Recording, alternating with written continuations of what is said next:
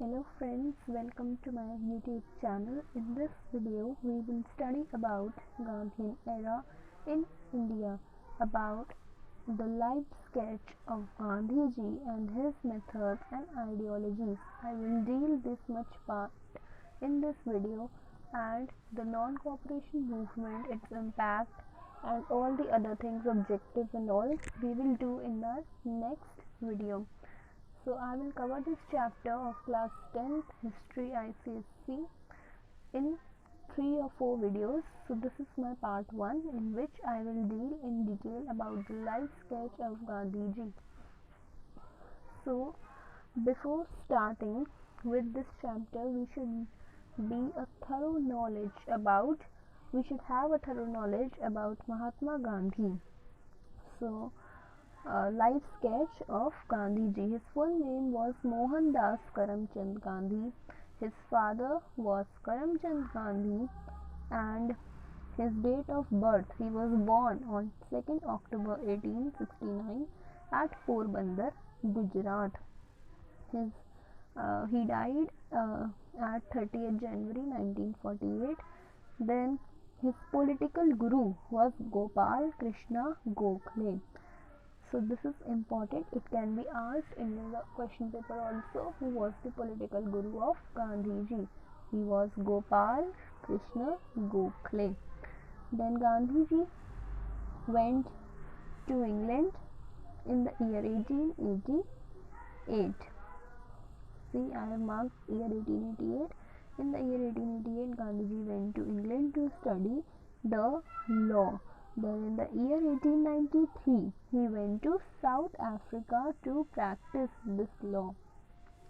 He faced a lot of racial discrimination in South Africa. This I will tell you later on. So first I am telling you about main points which you have to remember. Then he established the Natal Congress in South Africa in the year 1894.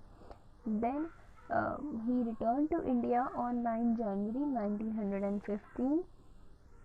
He stayed in Africa for 21 years, and this gave him a lot of self-confidence and experience. His autobiography is known as My Experiments with Truth, and his principles are truth and non-violence. His prominent newspapers are Young India, Harijan, Indian Opinion, etc. So now I will tell you some points which are important. After completion of education in England, he went to South Africa to practice his law, and there he faced a lot of racial discrimination which was faced by the Indians who were residing in Africa at that time and the Africans. And who was doing this? They faced these racial discriminations by Europeans who were whites. So Gandhiji played an active role in launching the struggle against such inhuman discrimination, which is also known as apartheid in South Africa. He faced several racial discrimination, and there was a story.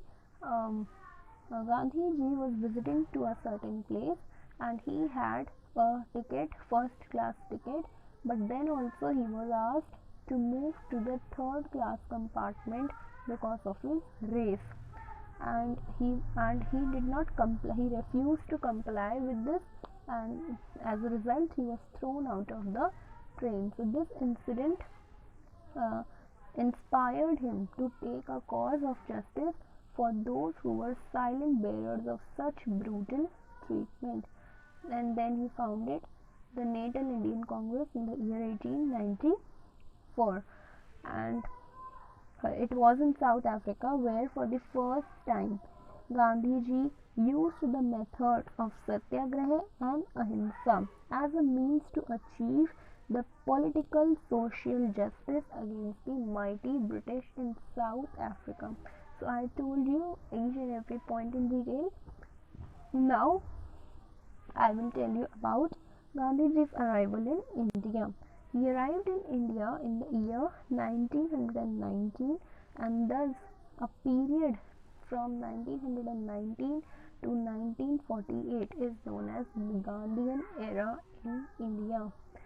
And by this time, when he returned to India, he already had the reputation of a leading activist, a community organizer, and due to this, he had a lot of popularity. And when he arrived to India, he traveled across the whole country for 5 years to understand the situation of the common people in India.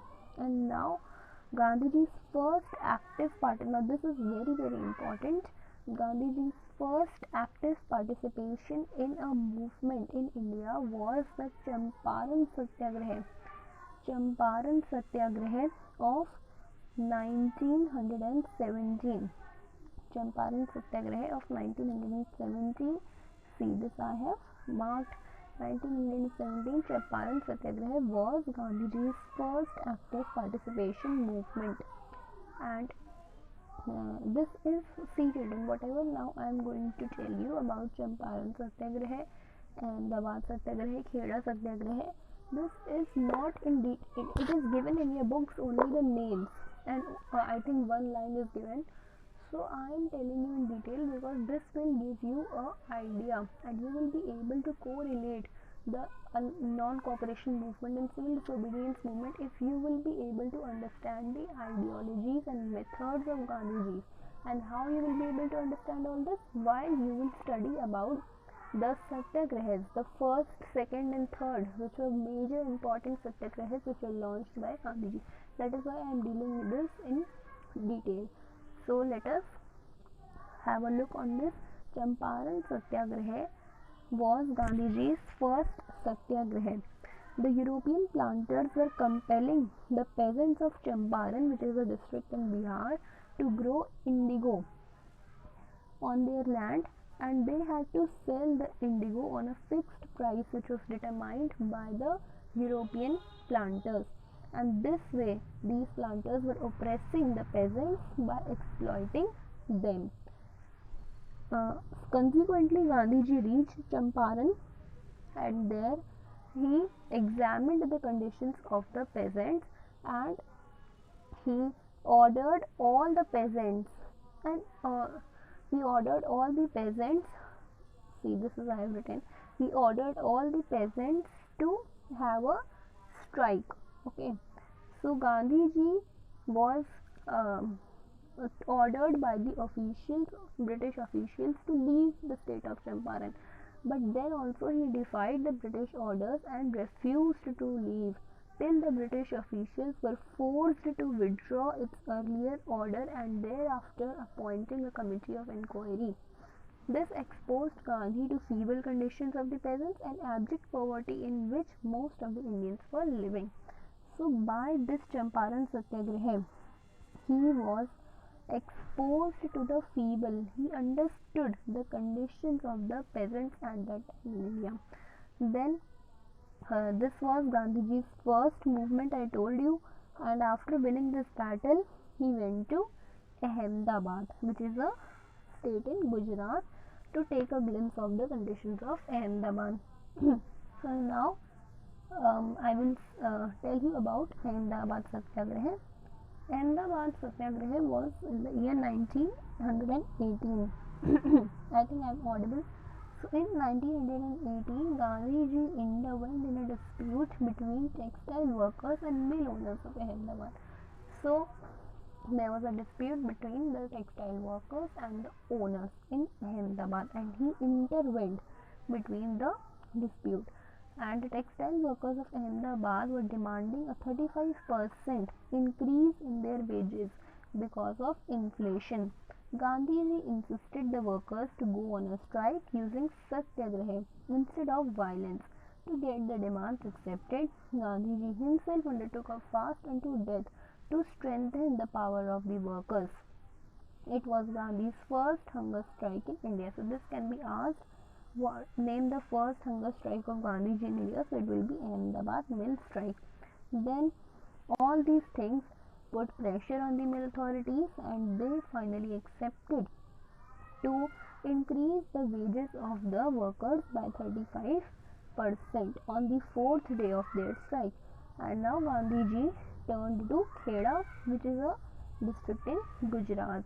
The peasants of Kheda were demanding the suspension of revenue tax because of a major crop failure. So they were asking to suspend the revenue tax, but the government was not permitting this, and Gandhiji supported the peasants and advised them to withhold not to pay their payment until the British accept your demand. Consequently, the government issued new instructions that revenue should be recovered from those peasants who could afford to pay it. And after this, the farmers withdraw their satyagraha when they heard about this remission. Now, uh, I have told you about Champaran, Ahmedabad, and Kheda. I think this much is enough for the life sketch of Gandhiji. And now we come to the methods and ideals of Gandhiji. Okay, just a minute. Yes, methods and ideals of Gandhiji. So his first method was Satyagraha, which we have seen in Champaran, Kheda, and Ahmedabad. He launched Satyagraha. So what is the meaning of Satyagraha? Satyagraha means the power of truth and the search of truth. It means if you are fighting against injustice, then physical force is not necessary to win the battle. And a satyagrahi could win a battle through non-violence without any physical force. And by this method, he also you can say he also emphasized on the doctrine of non-violence. So what was this non-violence? Non-violence means ahimsa, and for us non-violence is not using physical force, but for Gandhiji non-violence was avoiding injury to anyone by thought, word or action. So this was another method. The third method is Swadeshi. Swadeshi means goods, you can say Swadeshi goods means goods which belong to one's own country or nation. He emphasized on the use of charkha and khadi, and he favored cottage industries to remove unemployment, establishment of cottage industries. He did not favor industrialization on large scales. So this was a very unique thing. After that, I told you about Satyagraha, I told you about Swadeshi, I told you about non-violence. So now we move on to mass struggle. So Gandhiji had immense faith in the power of masses, and he got an opportunity to work with the people of all classes in South Africa. So he was confident about the capacity of the masses. So he had a belief to organize mass movements, so to drive Britishers out of India. He traveled across the country and tried to identify the problems of the people. This I have already told you. And then the last method of Gandhiji was Hindu-Muslim unity. He believed in Hindu-Muslim unity. He had understood the strategy of divide and rule, and therefore stressed on the unity of Hindus and Muslims.